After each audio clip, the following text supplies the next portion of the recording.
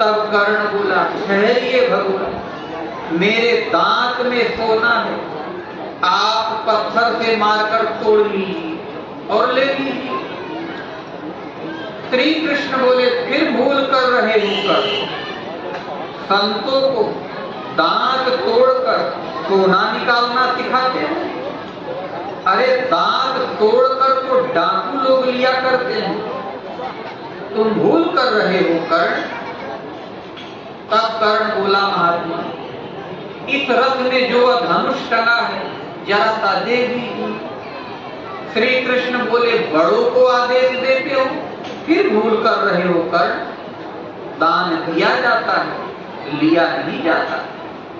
फिर किसी तरीके से उसने सरक कर खिसक कर धनुष पकड़ लिया और उसकी मूठ से दांत में मारा, दांत टूट गया।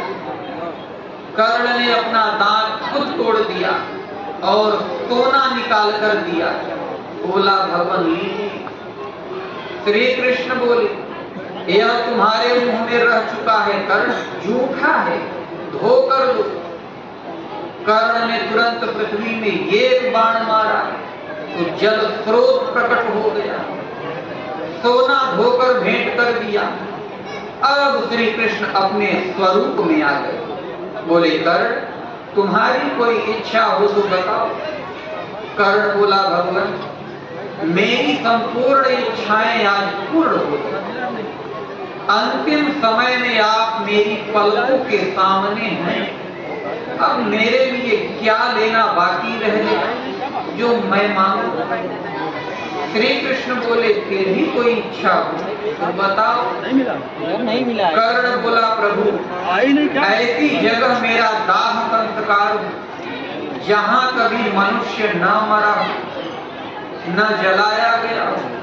भगवान ने पता लगाया तो आज से 5200 वर्ष पूर्व एक जगह सीट खड़ी कर दो, इतनी जगह मिली थी जहां अभी आदमी मरा नहीं, जीव मरा नहीं, गाड़ा नहीं गया, जलाया नहीं गया, तो वहां सुई खड़ा किया, उसके ऊपर हथेली में आग लिया और दाह संस्कार किया।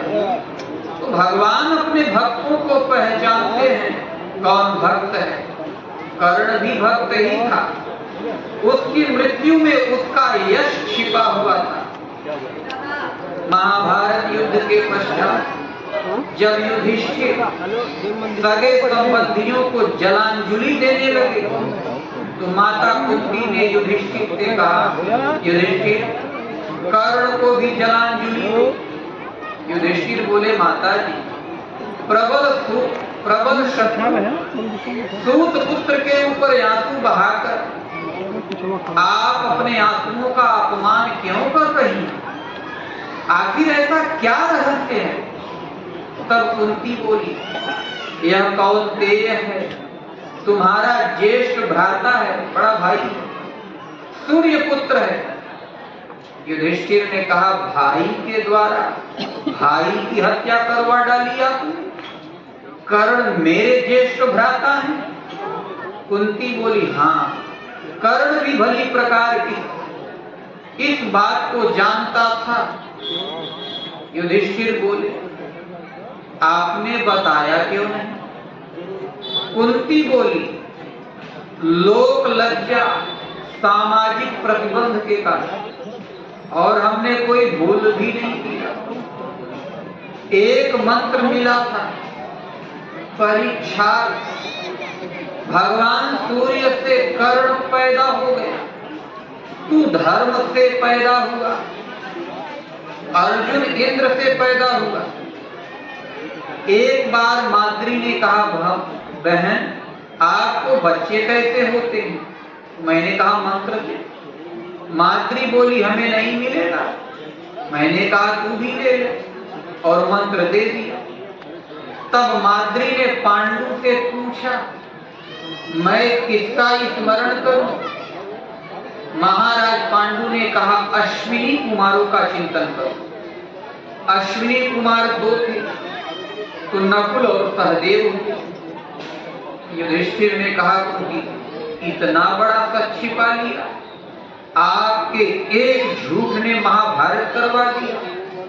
यदि कर्ण पांडवों की तरफ होता तो दुर्योधन की हिम्मत नहीं थी कि पांडवों से छेड़छाड़ करे।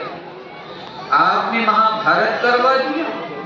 जाइए, मैं श्राप देता हूं, आज से औरतों के हृदय में कोई बात नहीं छिपेगी। पहले स्त्रियां बात छिपाने में बहुत माहिर थी, लेकिन जब से युधिष्ठिर का श्राप मिल गया तब से बहुत चपल हो गई।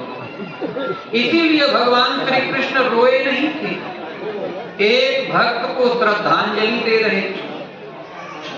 भक्त के लिए वह उनके प्रेमाश्रु थे। तो जहां भगत मेरो पग धरे, तहां धरू मैं हाथ, पाछे लागा सदा रहूं, कबहू न छाड़ू साथ। मैं सदा पीछे लगा रहता हूं, कभी साथ नहीं छोड़ता हूं। तो श्री कृष्ण एक योगेश्वर सद्गुरु थे। गुरु करे जान के, पानी पिए छान के। गुरु भी एक स्थिति है। संत विशुद्ध मिलहि परिते, चितवहि राम कृपा करिजे। विशुद्ध संत उन्हें मिलते हैं जिस पर कृपा करके एक निगाह देख ले, लेकिन प्रभु कृपा ही कब करें।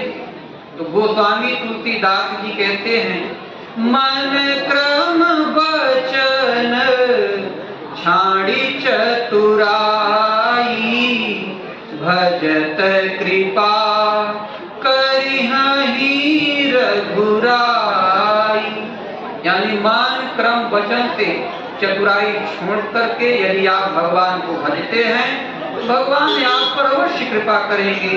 ओम श्री सद्गुरुदेव भगवान की जय।